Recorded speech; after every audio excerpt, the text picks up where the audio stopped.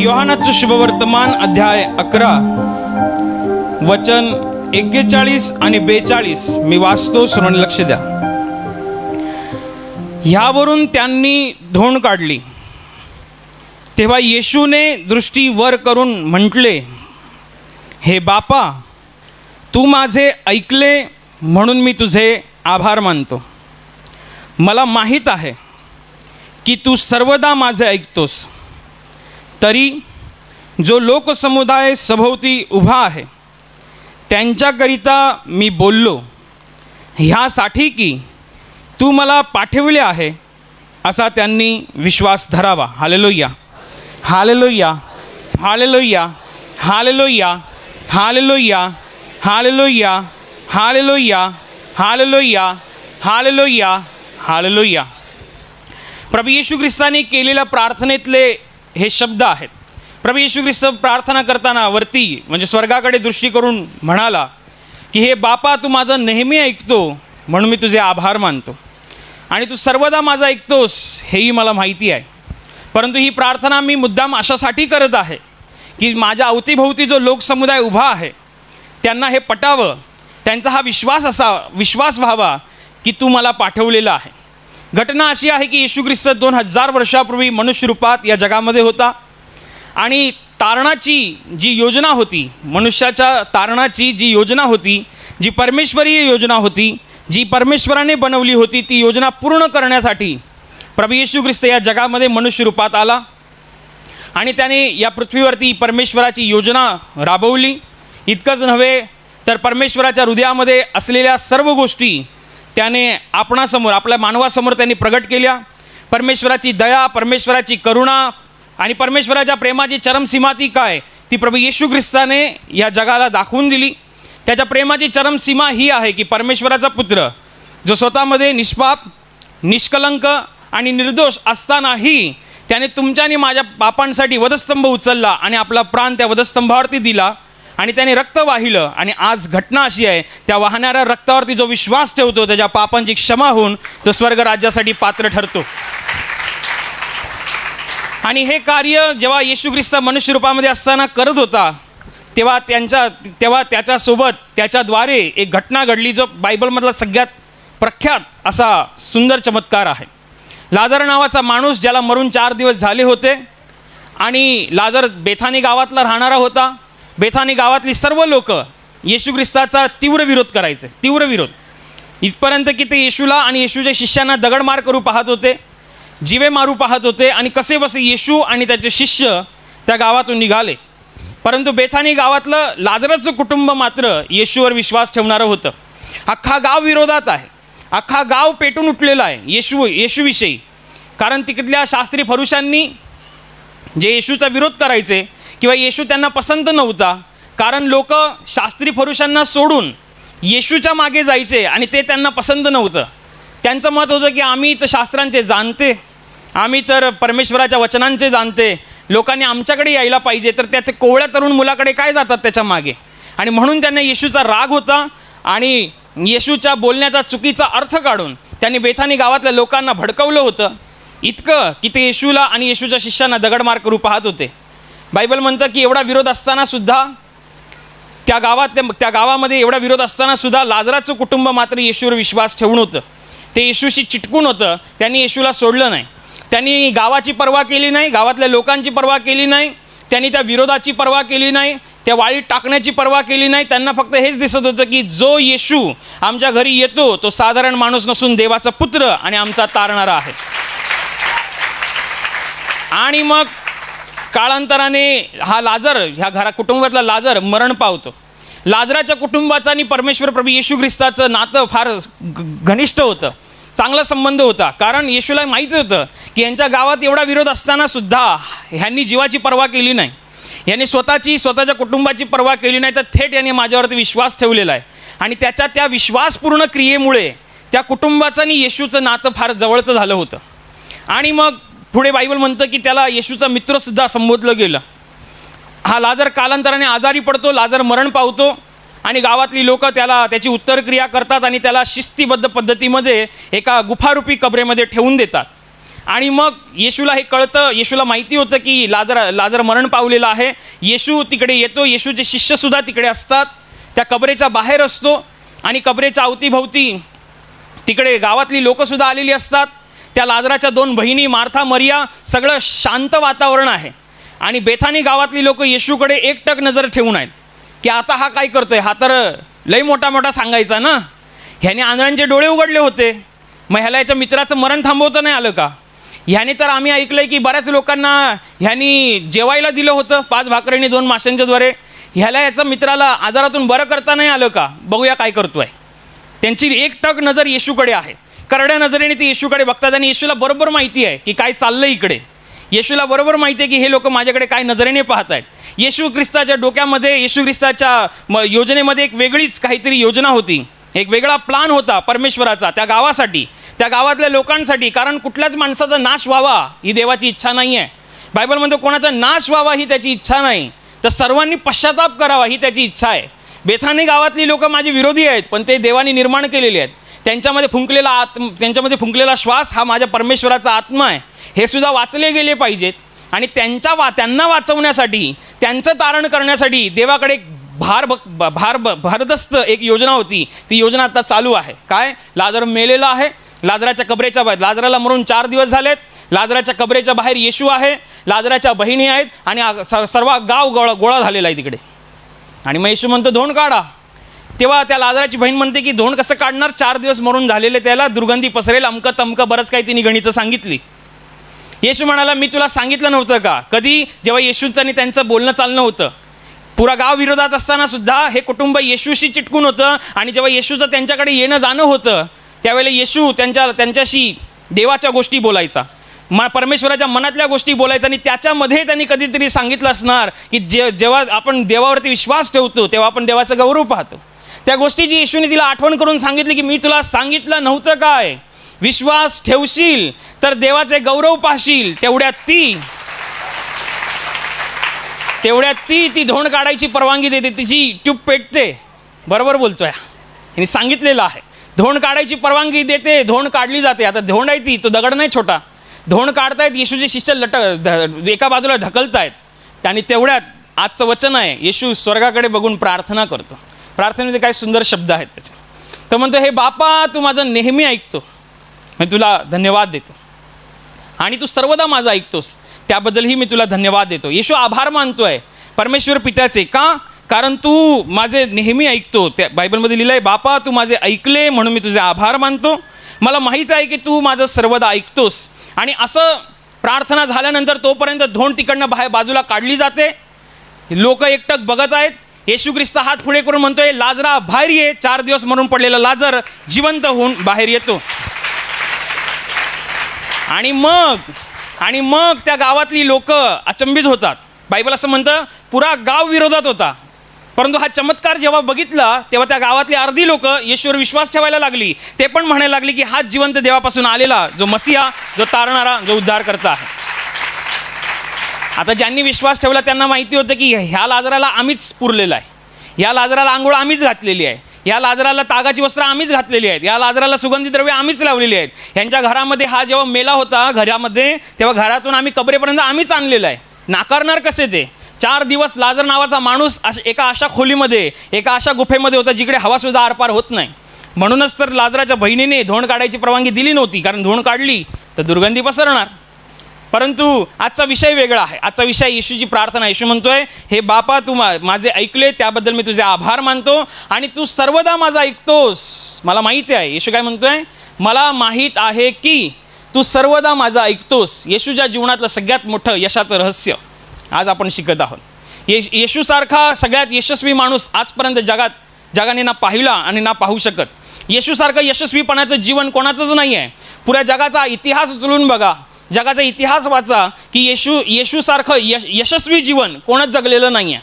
यूट्यूबवरती लाखोनी आणि करोडोनी व्हिडिओ पडले असतील की हा माणूस ह्या यश संपादन केलं, ह्या माणसाने एवढी गडगंज संपत्ती केली, ह्या माणसाने झिरोपासून करोडोपर्यंत गेला, हा माणूस चायचे कप धुत होता आता ब्रँड अँबॅसेडर झाला. चांगली गोष्ट आहे ती, ही त्यांची मेहनत आहे, ती त्यांची कुवत आहे. पण मला असा माणूस दाखवा जो मेला परंतु मेल्यानंतर तिसऱ्या दिवशी पुन्हा उठला. तो फक्त एकच आहे. काय ती गॅरंटी? येशू म्हणतो मी स्वतःहून माझा प्राण देतो आणि मला तो परत घेण्याचा सुद्धा अधिकार आहे. ही त्याची गॅरंटी आहे. त्याला केवढी गॅरंटी आहे? बायबल असं म्हणतं, येशू ख्रिस्त म्हणाला की मला माहिती आहे की तू सर्वदा माझा ऐकतोस. किती वेळा ऐकतोस? सर्वदा, नेहमी, सतत, सर्वदा माझा ऐकतोस म्हणून मी तुझ्या आभार मानतो. किती ती गॅरंटी! अशी गॅरंटी आपल्याला पण पाहिजे की आपण पण प्रार्थना करताना प्रभू तू माझा सर्वदा ऐकतोस. नाहीतर असं होतं किती वेळा, मी प्रार्थना तर केलेली आहे, बघूया देव काय बोलतो, मी तर उपास तर केलेला आहे, बघूया देवाची काय इच्छा आहे. येशू म्हणतो नाही, मला माहीत आहे की तू सर्वदा माझा ऐकतोस. ही येशूला किती खात्री आहे. त्याविषयी येशूला किती खात्री आहे. येशू ख्रिस्त परमप्रधान परमेश्वराचा पुत्र, आपण पण त्याच्याच रक्ताद्वारे त्याचे पुत्र, तर त्याला एवढी गॅरंटी आणि आम्हाला गॅरंटी का नाही आहे? आम्ही का नाही गॅरंटीने सांगू शकत? प्रार्थना केली, बघूया काय होतंय. प्रार्थना केली तर आता काय होतंय बघूया. यशस्वीपणाचं जीवन येशू ख्रिस्ताने, किती यशस्वीपणाचं जीवन येशूने जगलं. जे काम त्याने हाती घेतलं ते पूर्ण झालं. मग ते काही असेल, तुम्ही संपूर्ण बायबलमध्ये येशू ख्रिस्ताच्या जीवनाचा अभ्यास करा, एकही काम त्याचं फेल गेलं नाही, एकही प्रार्थना त्याची फेल गेली नाही. असं यशस्वीपणाचं जीवन जगण्यासाठी देवाने तुम्हाला आणि मला निवडलेलं आहे. असं यशस्वीपणाचं जीवन अनुभवण्यासाठी देवाने तुम्हाला आणि मला निवडलं आहे. मग तो यशस्वी आहे आणि आम्ही अयशस्वी का? आम्ही शंकेमध्ये का? आम्ही सतत संशयामध्ये का? की होईल ना आमचं, मी प्रार्थना तर करतोय तर देव करेल ना. देव 1 तास प्रार्थनेला बसतात, ह्याने जोरात प्रार्थना करतात, 1 तास असा निघून गेला, देव करेल ना, देव माझा मॅटर सिरियस घेईल ना, देव माझ्यावरती लक्ष देईल ना, असं आहे ना, तसं आहे ना. नाही, देवाने तुम्हाला यशस्वीपणाचं, बायबलमध्ये इथपर्यंत येशू म्हणाला आहे की प्रार्थना करताना तुम्ही जे काही मागाल ते तुम्हाला मिळालंच आहे असा विश्वास धरा, म्हणजे ते तुम्हाला मिळेल. परमेश्वर प्रभू येशू ख्रिस्त संशयाची प्रार्थना करायला सांगत नाही. परमेश्वर येशू ख्रिस्त शंकेची प्रार्थना करायला सांगत नाही. परमेश्वर येशू ख्रिस्त विश्वासाची प्रार्थना, गॅरंटेड प्रार्थना, पक्की प्रार्थना करायला शिकवतो. येशू ख्रिस्ताने जे काम हाती घेतलं ते सगळंच्या सगळं त्याने पूर्ण केलं. कुठलं काम फेल गेलं नाही, कुठली प्रार्थना फेल गेली नाही. बायबलमध्ये लिहिलं आहे 5,000 लोक, पुरुष, अधिक स्त्रिया, अधिक मुलं, जवळपास 10-15 हजाराचा आकडा, एवढा मोठा जनसमुदाय येशूला ऐकण्यासाठी, येशूला पाहण्यासाठी त्या जंगलामध्ये होता, अभयारण्यामध्ये. 3 दिवस निघून गेले आणि मग तिकडे खायला कोणाकडे काहीच नाही. कोणीतरी बातमी दिली की एका लहान मुलाकडे आम्ही 5 जवाच्या भाकरी आणि 2 मासे पाहिलेले आहेत. येशू म्हणतो माझ्याकडे घेऊन या. त्यांनी हे सांगितलं नाही, पीठ गोळा करा, टोपं लावा, शेगडी लावा, चुला गोळा करा आणि बसा मळायला. एवढी लोक आहेत, लाटतील फटाफट आणि करून टाका एकदम काय ते. येशू म्हणाला 5 भाकरी 2 मासे आहेत, या घेऊन माझ्याकडे. तोपर्यंत तुम्ही 50-50 आणि 100-100च्या पंक्तीमध्ये या 10,000 लोकांच्या जमावड्याला पांगवा. आणि मग अर्धे शिष्य त्या कामाला गेले, अर्धे शिष्य त्या मुलाला शोधायला गेले. कुठेही तो मुलगा ज्याच्याकडे 5 जवाच्या भाकरी 2 मासे पाहिले. 5 जवाच्या भाकरी 2 मासे येशूपर्यंत पोहोचले. येशूने स्वर्गातून आशीर्वाद मागवला आणि 5 जवाच्या भाकरीने 2 मासे, 15,000 लोक जेवून तृप्त झाले आणि उरलेल्या भाकरीच्या 12 टोपल्या भरल्या. किती यशस्वीपणाचं जीवन.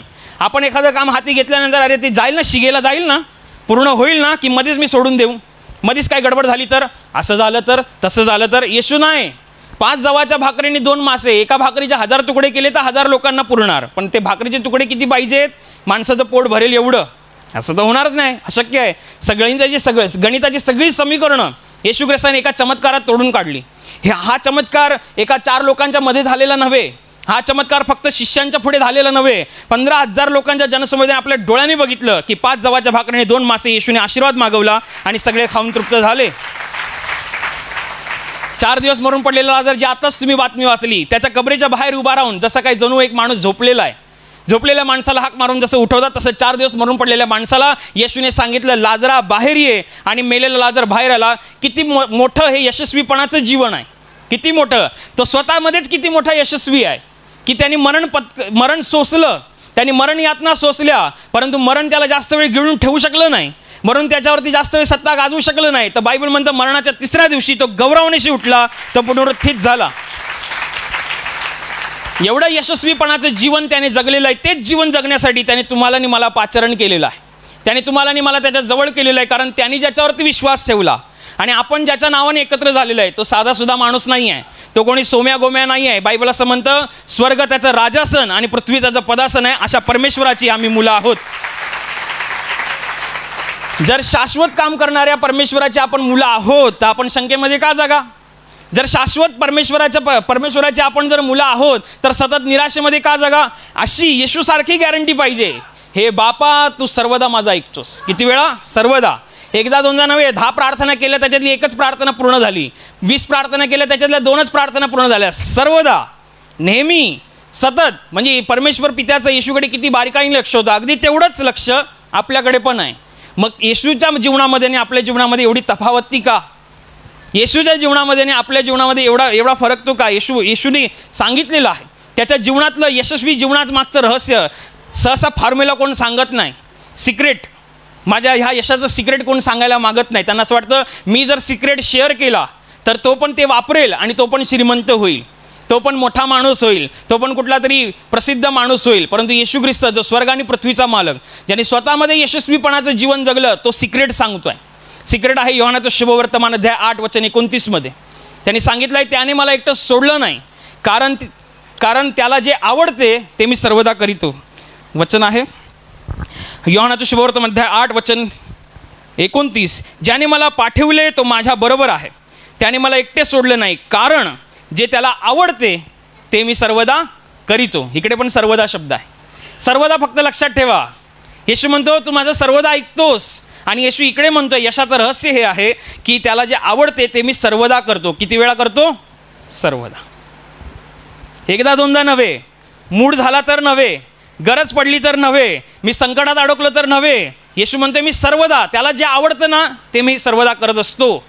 आणि हाच आपल्यामध्ये प्रॉब्लेम आहे. आपण त्याला जे आवडतं हे कधी करायला जातो? जेव्हा प्रॉब्लेम्स येतात, जेव्हा संकट येतात तेव्हा 2 तास प्रार्थना आठवते, जेव्हा समस्या येतात तेव्हा 2 तास प्रार्थना करायचे हे आठवतं, जेव्हा एखादं अकस्मात काहीतरी विपरीत काहीतरी घडतं तेव्हा बायबल वाचायचं आठवतं, जेव्हा काहीतरी अचानक काहीतरी जीवनामध्ये बाका प्रसंग येतो तेव्हा प्रार्थना सभा आठवते. पण येशू म्हणतो मी सर्वदा करतो. येशूच्या जीवनाचं सगळ्यात मोठं रहस्य हे आहे, यशस्वी जीवनामागचं रहस्य हे आहे की तो म्हणतो त्याला जे आवडते ते मी सर्वदा करतो. त्याला काय आवडतं? बायबलमध्ये बऱ्याच गोष्टी लिहिलेल्या आहेत की त्याला जे आवडतं त्या बऱ्याच गोष्टी आहेत. पाप टाळणं हे त्याला आवडतं, प्रार्थना करणं हे त्याला आवडतं, बायबल वाचणं हे त्याला आवडतं, दुसऱ्यांना मदत करणं हे त्याला आवडतं, त्याच्या राज्याची सुवार्ता आपल्या मुखाने दुसऱ्यांना सांगणं हे त्याला आवडतं, प्रार्थना सभांमध्ये घडलेल्या साक्षी इतरांना सांगणं हे त्याला आवडतं. हे त्याला परमेश्वराला आवडणाऱ्या गोष्टी आहेत, पण त्या आपण करतो का ते महत्त्वाचं आहे. येशू म्हणतो जे त्याला आवडते ते मी सर्वदा करतो. ह्याच एका गोष्टीमुळे येशूला एवढी गॅरंटी आहे, ह्या एका गोष्टीमुळे येशूला एवढी खात्री आहे. येशू म्हणतो तुम्ही सगळे मला सोडून जाल, पण ज्याने मला पाठवले तो मला कधी एकटं सोडणार नाही, कारण त्याला जे आवडते ते मी सर्वदा करीतो. हे परमेश्वराचं वचन आहे. मग यशस्वी जीवनामागचं रहस्य, येशू ख्रिस्ताच्या यशस्वी जीवनामागचं रहस्य हेच आहे की तो परमेश्वराला जे आवडतं ते तो करतो. विचार करा, मरण यातना सोसत असताना, मरणाच्या जवळ जात असताना येशू ख्रिस्ताने आपल्या मारेकऱ्यांना क्षमा केली. क्षमा करणं हा परमेश्वराचा स्वभाव आहे. क्षमा करणं ही परमेश्वराचा स्वभाव आहे. आणि हा स्वभाव येशूने सोडला नाही की मी दुसऱ्यांच्या पापांसाठी मार खातोय आणि दुसऱ्यांच्या पापांची शिक्षा मी स्वतःच्या शरीरावरती भोगतोय आणि बाकीचं कोणाला काही पडलेलं नाही आहे आणि ही पण मारतायत. तर येशू एक शब्द बोलला नाही, येशूने क्षमा केली. बायबल असं म्हणतं येशू ख्रिस्त क्रुसावरती होता तो म्हणाला की बापा ह्यांना क्षमा कर, कारण हे काय करतात त्यांना माहीत नाही. आम्हाला क्षमा करायचं कधी आठवतं? जेव्हा आम्हाला प्रॉब्लेम असतो, पाठीत दुखतंय, प्रार्थनेला आलो तेव्हा कळतं अरे अमक्याविषयी राग होता, तो अजून काढलेला नाही आहे. क्षमा, बऱ्याच गोष्टी आहेत परमेश्वराच्या राज्यामध्ये, बऱ्याच गोष्टी आहेत. त्याला जे आवडतं त्या तुम्ही कधी करता हा स्वतःला प्रश्न करा. त्याला जे आवडते ते मी कधी करतो? जेव्हा मला प्रॉब्लेम येतो तेव्हा मी ते करायला जातो का? जेव्हा मला संकट येतात तेव्हा मी ते करायला जातो का? जेव्हा मला गरज असते तेव्हा मी ते करायला जातो का? की मी सर्वदा करतो?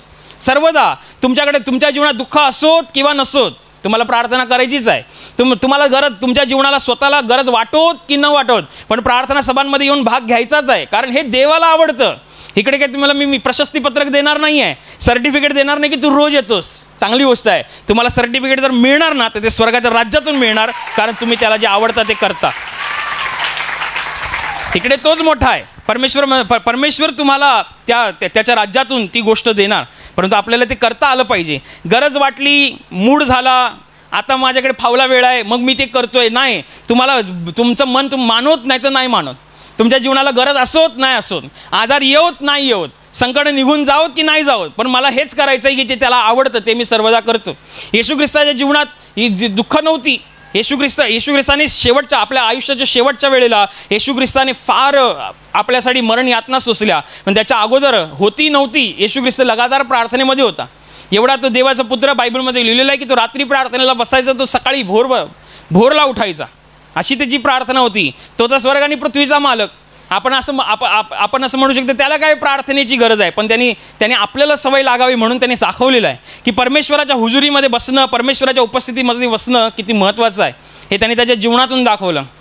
प्रार्थना करण्याविषयी त्यांनी सांगितलं, त्यांनी प्रेम करण्याविषयी सांगितलं, त्यांनी क्षमा करण्याविषयी सांगितलं, त्यांनी दया करण्याविषयी सांगितलं, त्यांनी पाप सोडण्याविषयी सांगितलं. बऱ्याच गोष्टी आहेत ज्याच्याद्वारे आपण परमेश्वराला आवडेल असं जीवन जगू शकतो. आणि जे करायचं आहे ते कधी, सर्वदा. नेहमी लक्षात ठेवा, तो येशू काय म्हणतोय की हे बापा, मला माहीत आहे की तू माझं सर्वदा ऐकतोस. सर्वदा हा गोष्ट लक्षात ठेवा, सर्वदा. कधी कधी नाही. हे बापा तू माझं कधी कधी ऐकतोस म्हणून मी तुझे आभार मानतो असं नाही आहे. हे बापा कधी तुझा मूड झाला तर तू ऐकतोस असं म्हणलेलं नाही आहे. हे बापा तुला कधी माझ्याकडे चुकून माकून लक्ष गेलं ना माझ्याकडे मग तू माझं ऐकतोस असं नाही आहे. सर्वदा. मग ती एकांतामध्ये केलेली प्रार्थना असोत नाही तर चार चौघात केलेली प्रार्थना असो, स्वर्गराज्यातून उत्तर आल्याशिवाय राहणार नाही, कारण तुम्ही जिवंत परमेश्वराची मुलं आहात. त्याच्याने येशूच्या जीवनामध्ये आणि आपल्यामध्ये एवढाच फरक आहे. येशू आपला मित्र आहे. येशू आपला मित्र आहे, तो सगळं काही सांगतो. म्हणून त्यांनी बघा त्याचं सिक्रेट लपवून ठेवलं नाही. त्यांनी त्याचं सिक्रेट असं एकदम भेदामध्ये सांगितलं नाही. किती सरळ सांगितलं, किती सहज सांगितलं आणि किती स्पष्ट शब्दात सांगितलं, कोणाला पण कळेल. ह्याच्यामध्ये काय रॉकेट सायन्स आहे का, किती डोकं खपवायला पाहिजे. येशू म्हणतोय त्याला जे आवडते ते मी सर्वदा करीतो. आता याच्यासाठी कुठे तुम्हाला PhD घ्यायची गरज आहे. साधं गणित आहे. लहानातल्या लहानापासून मोठ्यातल्या मोठ्यापर्यंत, गरीबापासून श्रीमंतापर्यंत, लहान बाळापासून वृद्ध माणसांपर्यंत कोणालाही कळेल की हे लिहिलेलं काय आहे. येशू म्हणतोय त्याच्या जीवनाचं रहस्य की तुम्ही मला सोडून जाल पण तो मला सोडणार नाही, तो मला टाकून देणार नाही, कारण त्याला जे आवडते ते मी सर्वदा करीतो. मग आतापासून आपल्याला ते करायचं आहे. बऱ्याच माहिती आहे, जेव्हा आपण परमेश्वराकडे येतो, येशू ख्रिस्त म्हणाला जो कोणी माझ्याकडे येतो त्याला भूक लागणार नाही. पहिलंच तो आत्मिक भोजन द्यायला सुरुवात होते. नवीन माणूस जरी आला तरी त्याला पहिलं परमेश्वराचे शब्दच कळतात. स्तुत्याराधना परमेश्वराचे शब्द कळतात, गाण्यांमध्ये परमेश्वराचे शब्द कळतात. देव भुकेला ठेवत नाही. कळतं आपल्याला की देवाला काय आवडतंय, देवाला काय आवडत नाही आहे, देवाला काय बरं वाटतंय, देवाला काय बरं वाटत नाही. सगळ्या गोष्टी माणसाला, तो लहान मुलगा जरी असेल तरी त्याला समजतात, पण समजल्यानंतरची भूमिका फार महत्त्वाची आहे. त्याला जे आवडते ते मी सर्वदा करतो. मी असं करतो लिहिलेलं आहे. गणित नाही मांडत, खयाली पुलाव नाही करत, हा मी असं करीन. कधी कधी असं होतं, प्रार्थना सभेमध्ये आल्यानंतर, प्रवचन ऐकल्यानंतर असं वाटतं आता काय खरं नाही, आता घरी गेल्यानंतर बघच मी 1 तास प्रार्थनेला बसतोच म्हणजे बसतोच. प्रवचन एकदम जाम कडक झालेलं आहे. ब्रदर पण भडकलेला होता. आता जाणार सैतानाचं सांगतोच बरोबर आता. आणि मग तुम्ही जातात तावातावाने आत्म्यामध्ये पेटून उठतात. चांगली गोष्ट आहे, चांगली गोष्ट आहे. आणि मग घरी जातात, मस्त आज रविवार आहे, मग रात्री काय जेवण असणार ते सांगायला नको. आणि मग जेवल्यानंतर मग हळूहळू प्रार्थनेचा तो आत्मा पेटतो. अरे बस प्रार्थनेला, तू म्हणत होतास ना, आज ऐकलंस काय, देवाचे शब्द ऐकलेस तू, विजू देऊ नको. तेव्हा शरीर म्हणतं आज जेवण जास्त झालं, आज नाही, उद्या. आणि तो उद्या कधीच नाही येणार, पुढचा रविवार येईपर्यंत. पण जो माणूस म्हणतो शरीर काही बोलू दे पण मी बसणार म्हणजे बसणारच, हा आशीर्वाद तुमचा आहे. कारण तुम्ही शरीराला सोडून तुम्ही आत्म्याचं ऐकलत, तुम्ही शारीरिक गोष्टींना सोडून तुम्ही आत्म्याचं ऐकलत. आणि जेवढं तुम्ही आत्म्याचं ऐकता, जेवढं तुम्ही आत्म्याला प्रोत्साहन देता, जेवढं तुम्ही आत्म्याने वागता, ते परमेश्वराला आवडतं, तेव्हा तुमच्या जीवनामध्ये तो नियम पूर्ण होतो. म्हणून हटायचं नाही कधी. काय ठीक आहे, बसल्या बसल्या झोपच येईल ना, पण मी प्रार्थनेला बसलो हे देवाने पाहिलं की ह्याला श्रेय. काही काही लोक आम्हाला काम जास्त असतं, आम्ही नाही प्रार्थना करत असे पण सांगतात. मला तोंडावर सांगितलेलं एका माणसाने. तुम्ही बोललं तुमची प्रार्थना कमी आहे. बाबा ब्रदर तुम्ही घरात असता, तुम्हाला काय आहे, आम्ही तर कामाला जातो आणि केवढं काम करून येतो. दानियल नावाचा माणूस, जुन्या करारातला दानियल नावाचा माणूस हा त्याच्या काळातला गृहमंत्री होता. त्याच्या काळातला तो गृहमंत्री होता. आता ह्याच्यापेक्षा तुम्ही बिझी आहे काय? गृहमंत्र्यांपेक्षा तुमचं जीवन बिझी शेड्यूल आहे काय? एवढं टाईट शेड्यूल की कोणी एक मिनटं पण तुमच्याशी बोलू शकत नाही. तो एवढा टाईट शेड्यूलमध्ये असताना सुद्धा दानियल त्याच्या काळचा तो त्या राष्ट्राचा गृहमंत्री असताना सुद्धा बायबल म्हणतो तो 3 वेळा परमेश्वराच्या समोर जायचा. आता सांगा तुम्ही म्हणाल की बाबा नाही मला कामं असतात, नाही आमचं पाणी भरायचं आहे, नामकं. अरे ते होतच राहणार. मार्थे तू पुष्कळ गोष्टींविषयी काळजी आणि दगदग करतेस. माणसाला एकाच गोष्टीचं अगत्य आहे, मरियेने चांगला वाटा निवडून घेतलेला आहे, तो तिच्यापासून कोणी काढून घेतला जाणार नाही. म्हणून तुम्ही तो वाटा निवडा जो देवाला पसंत पडणार आहे, जो देवाला आवडणार आहे. मार्था काम करण्यामध्ये होती, मरिया येशूच्या चरणाजवळ बसून ऐकत होती. हे दोघे त्याच कुटुंबातले, लाजराच्या कुटुंबातले, जे आता त्यांच्याविषयी मी सांगितलं हे त्याच कुटुंबातले. आणि ती मार्था काम करण्यामध्ये गुंतलेली आहे आणि मरिया येशू ख्रिस्ताच्या चरणाशी बसून देवाच्या गोष्टी ऐकत आहेत. येशू म्हणतो हा चांगला वाटा आहे. याचा अर्थ घरातली कामं सोडून द्या, मग घरात भांडणं होऊन जाऊ द्या असं नाही आहे. कामं करायचे आहेत, परंतु जेव्हा देवाची वेळ येते, जेव्हा देवाला वेळ यायचा प्रश्न येतो, तेव्हा सगळ्यात पहिलं स्थान देवालाच असलं पाहिजे, दुसरं कोणाला नव्हे. कारण काम आणि देव ह्याच्यामध्ये निवडायची वेळ आली तर काय निवडता हे महत्त्वाचं आहे. नोकरी आणि वेळ, देव ह्याच्यामध्ये निवडायची वेळ आली तर काय निवडताय. कुटुंब आणि देव ह्याच्यामध्ये निवडायची वेळ आली तर काय निवडताय. प्रत्येक गोष्टींमध्ये तुमचं शरीर आणि देव ह्याच्यामध्ये निवडायची वेळ आली तुम्ही काय निवडताय. देव हा प्रथम स्थानावरती असला पाहिजे. कारण येशू ख्रिस्ताने आपल्या जीवनामध्ये परमप्रधान परमेश्वराला प्रथम स्थान दिलं होतं. त्याने सांगितलं की मी त्याच्यामध्ये आणि तो माझ्यामध्ये आहे. एवढं एकनिष्ठतेचं त्याने सांगितलं. येशू ख्रिस्ताचं सांगणं बघा किती आहे. येशू ख्रिस्त म्हणाला ज्याने मला पाहिलं त्याने मला पाठवणाऱ्याला सुद्धा पाहिलेलं आहे, म्हणजे त्या अदृश्य परमेश्वराला सुद्धा पाहिलेलं आहे. म्हणून येशूच्या द्वारे आपल्याला अदृश्य देवाचं प्रेम कळालं.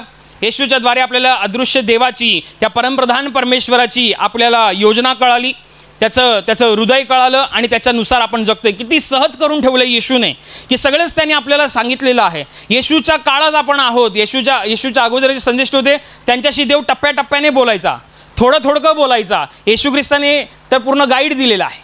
जे लोक शाळेत जाणारे त्यांना चांगलं माहिती आहे, गाईड असायचा. मी जेव्हा शाळेत होतो तेव्हा नवनीतचं एक गाईड असायचं. सगळ्या प्रश्नांची उत्तरं, सगळ्या विषयांच्या प्रश्नांची उत्तरं त्याच्यातच असायचं. एक गाईड खोललं की मग कुठलं भूगोल असेल, बालभारती असेल, गणित असतील, सगळी उत्तरं त्याच्यात असायची. तसं येशू ख्रिस्त आला आणि तुम्हाला आणि मला आणि अख्ख्या जगाला हे परमेश्वराचं गाईड प्राप्त झालं. हे गाईड वाचून, हे परमेश्वराचे शब्द, प्रेमपत्र वाचून आपल्याला देवाच्या योजना कळतात. देवाला काय आवडेल नाही आवडेल सगळं कळतं. देवाची उत्तरं कळतात आणि जेव्हा आपण ती करतो, त्याची अंमलबजावणी करतो, त्याच्यावरती जगतो, त्या वचनांशी आपण जेव्हा एकरूप होतो आणि जेव्हा देवाला आवडेल असं जीवन जगतो, तेव्हा आपण आपल्या मुखातून हे निघतं की तू सर्वदा माझा ऐकतोस म्हणून मी तुझे आभार मानतो. प्रभू मी प्रार्थना करतोय, ऐकशील ना. प्रभू मी प्रार्थनेला बसलोय, तुझं लक्ष आहे ना. प्रभू मी असं करतोय, बघतोयस ना. अरे प्रभू बघतोच आहे, तो त्यांनी सोडलेलं नाही आहे तुम्हाला. त्याचा धावा करणाऱ्यांसाठी तो नेहमी आपल्याबरोबर असतो. फक्त करता आलं पाहिजे. एक प्लसमध्ये एक मायनसमध्ये. त्याचं कारण असं आहे की आपण परमेश्वराचं किती ऐकतो, परमेश्वराला किती आपण स्थान देतो, परमेश्वरासाठी जीव की प्राण आपण किती करतो, ह्याच्यावर ते तुमच्या ब्लेसिंग्स, आशीर्वाद अवलंबून असतात आणि तुमचं यशस्वी पण त्याच्यावरती अवलंबून असतं. आणि येशू ख्रिस्ताने ते स्पष्ट सांगितलं आहे की त्याला जे आवडतं ते मी सर्वदा करतो. म्हणून परमप्रधान परमेश्वराला जे आवडतं ते सतत आपल्याकडून होत राहावं म्हणून पवित्र आत्म्याच्या द्वारे बुद्धी, सामर्थ्य आणि ज्ञान मिळत म्हणून प्रार्थना करू. हालेलुया. आणि आता प्रार्थना करण्याची वेळ आहे. प्रभू येशू म्हणाला, माझ्या नावाने तुम्ही पित्याजवळ जे काही मागाल ते तुम्हाला परमेश्वराच्या गौरवाकरिता देण्यात येईल. होय, त्याचं वचन हेच सत्य आहे. त्याचं वचन तो पूर्ण करणं जाणतो. तो आपल्या वचनांना पूर्ण करण्याचं सामर्थ्य बाळगतो. म्हणून त्याच्या वचनावर, त्याच्या सामर्थ्यावर विश्वास ठेवून आपण सर्व मिळून प्रार्थना करत आहोत. म्हणून तुमच्या ज्या भागाला आजार आहे त्या भागावर हात ठेवा. तिथे हात ठेवणं शक्य नसेल तर आपल्या छातीवर हात ठेवा.